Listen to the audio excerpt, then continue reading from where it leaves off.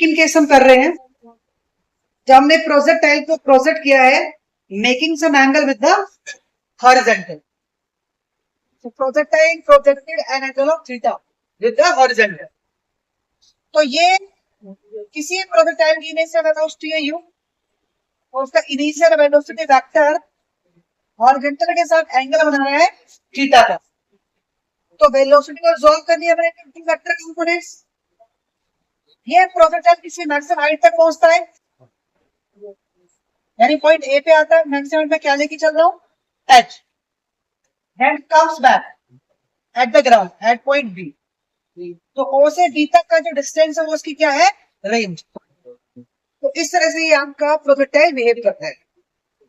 तो यहां भी प्रोजेक्टाइल का दो तरह की मोशन है, हॉरिजॉन्टल और वर्टिकल। तो पहले हम चेक करेंगे motion along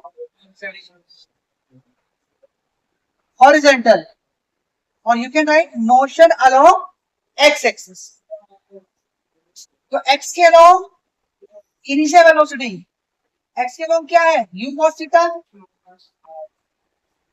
and what about acceleration? 0, because initial velocity always remains constant. Find the displacement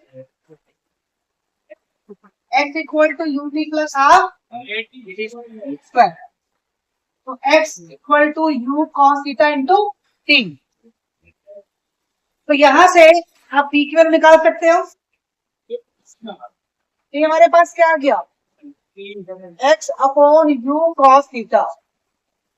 अगर आप फर्स्ट केस को देखो, जब हमने इसका फर्स्ट केस किया था पैरेलल टू हॉरिजॉन्टल, वहां पे हमारे पास फॉर्मूला आया था t equal to x by u। यहाँ पे u replace by velocity component u cos theta, right. Now motion on vertical,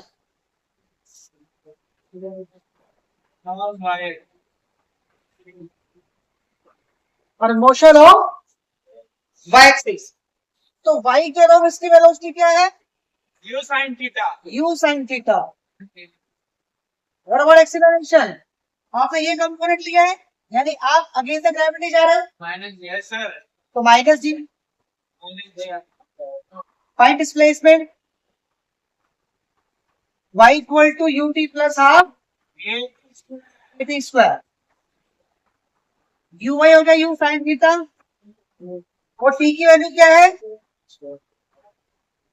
x upon में u cos theta. Equation first से हमने क्या निकाली, t की वैल्यू माइनस हाफ g और t क्या है, x अपॉन u cos थीटा का square.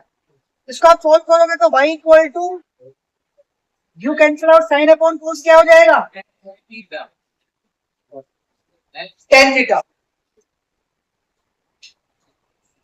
Minus half g x square divide by u square और 1 अपॉन कॉस हो गया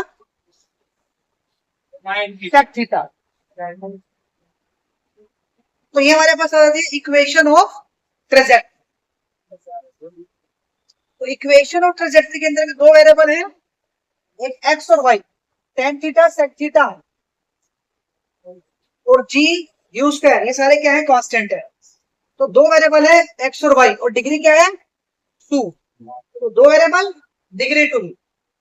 तो इक्वेशन कौन सी होगी, इक्वेशन ऑफ पैराबोला। क्वाड्रेटिक के अंदर एक ही वेरिएबल होता है, डिग्री 2 होती है, पैराबोला में दो वेरिएबल डिग्री 2। तो से इक्वेशन ऑफ पैराबोला यानी ट्रेजेक्टरी कैसी हो जाएगी, पैराबोला। तो चाहे प्रोजेक्टाइल को आप पैरेलल टू हॉरिजॉन्टल थ्रो करो या मेकिंग सम एंगल्स, दोनों ही केस में ट्रेजेक्टरी कैसी आएगी, पैराबोला, राइट। अब इसके बाद हम इसके अंदर कुछ फाइंड करते हैं, जैसे हम फाइंड कर सकते हैं मैक्सिमम हाइट क्या है या इसकी रेंज क्या है, या सबसे पहले हम फाइंड कर सकते हैं इसके अंदर टाइम ऑफ फ्लाइट,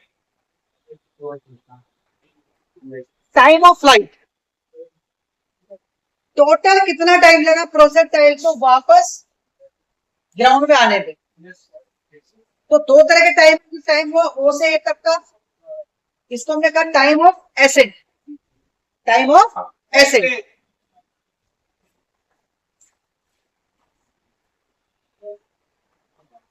और दूसरा हुआ टाइम जिसको ए से बी पे मतलब नीचे की तरफ आ रही है, इसी वजह time of decent.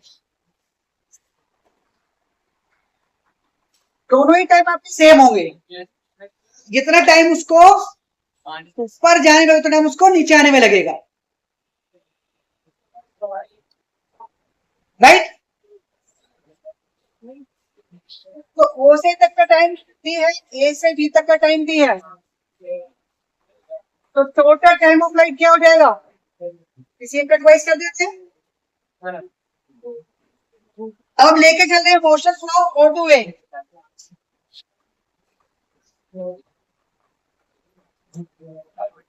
From O to A, motion against the gravity है, यूज करो first equation, v equal to u plus at, maximum height पर फाइनल वेलोसिटी क्या हो जाएगी, यू वाई क्या है, u sine theta, a y क्या है, जी। तो यहाँ से टी की वैल्यू क्या आ जाएगी, यू साइन थीटा अपॉन में जी, और स्मॉल टी की वैल्यू क्या है, कैपिटल टी बाय 2। तो यहाँ से कैपिटल टी की वैल्यू क्या आ जाएगी, 2u साइन थीटा बाय, ये मेरे पास आ गया फॉर्मूला फॉर टाइम निकला, क्लियर है, 2u साइन थीटा अपॉन में जी। आपके पास u की वैल्यू भी है, आपके पास थीटा की वैल्यू भी है। उसके बाद हम कैलकुलेट करेंगे मैक्सिमम हाइट,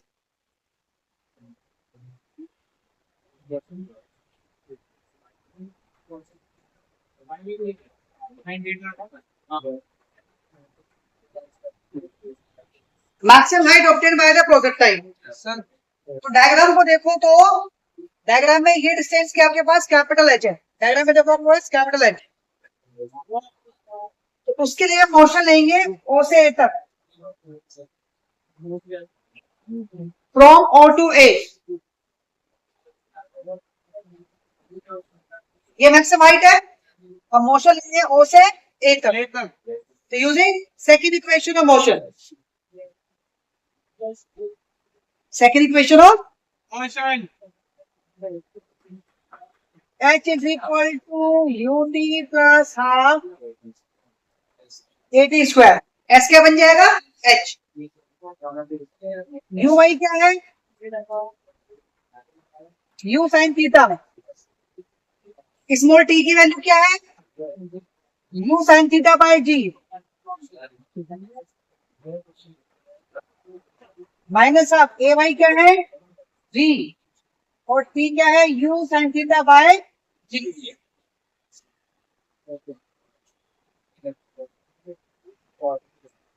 यहाँ तक क्लियर, चलिए इसको सॉल्व करते हैं।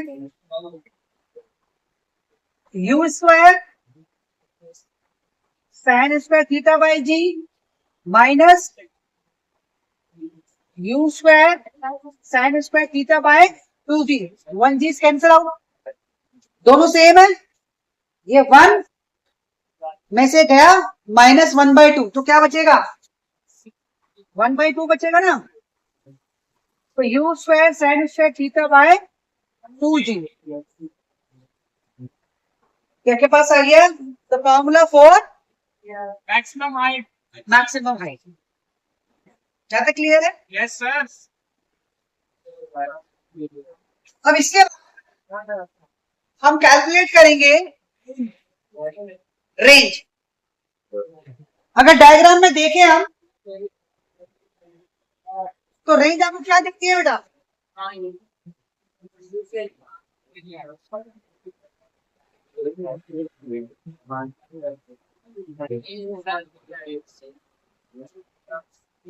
डायग्राम में देखो आप,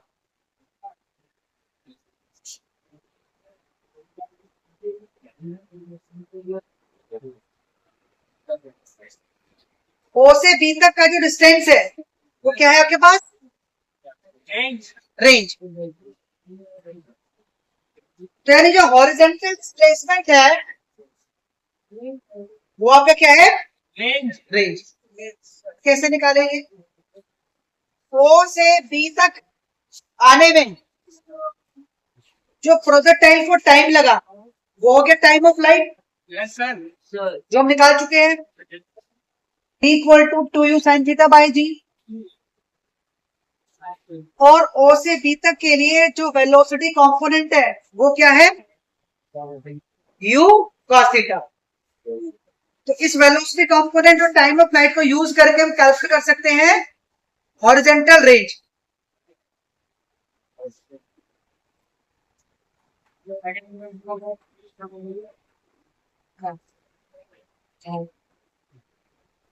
horizontal range Yes, sir. Velocity होगा u cos theta, displacement range, और टाइम होगा टाइम ऑफ फ्लाइट। Right.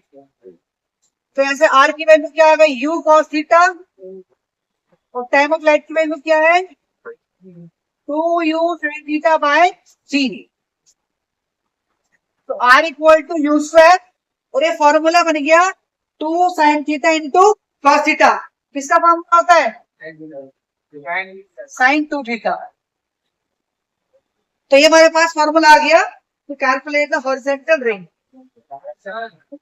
अब इसमें कॉन्सेप्ट ये आता है कि जो रेंज है वो मैक्सिमम कब होगी, यानी प्रोजेक्टाइल को हम कितने एंगल पे प्रोजेक्ट करें कि मैक्सिमम दूर गिरे, यानी इसकी रेंज क्या हो जाए? मैक्सिमम। तो इसी फॉर्मूले में अगर आर आपको क्या चाहिए? मैक्सिमम।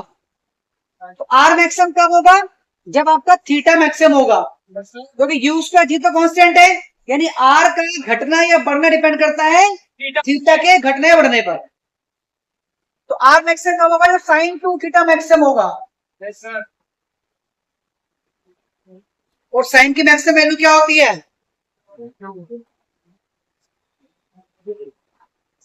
साइन की मैक्सिमम वैल्यू क्या होती है? 1। उसका मतलब साइन 2 थीटा हो गया 1। अब अगर साइन 2 थीटा 1 है, 45 degree. पहले 2 थीटा निकालेंगे। 2 थीटा आ गया 90, तो थीटा कितना आ जाएगा? 45 डिग्री। साइन 2 थीटा 1 है, 2 थीटा 90, थीटा 45। यानी अगर हम प्रोजेक्टाइल को 45 के एंगल पर प्रोजेक्ट करेंगे तो वो मैक्सिमम दूर गिरेगा। तो उस केस में उसका आर मैक्स क्या आ जाएगा? यू स्क्वायर बाय 2g, क्योंकि साइन 2 थीटा क्या हो गया? 1 हो गया। किसके लिए? आर मैक्स के लिए। तो अगर क्वेश्चन में आपको मैक्सिमम रेंज दी हुई है या कैलकुलेट करनी है तो उसके लिए हम डायरेक्ट फॉर्मूला यूज करेंगे u square by g. Clear है? Yes, sir.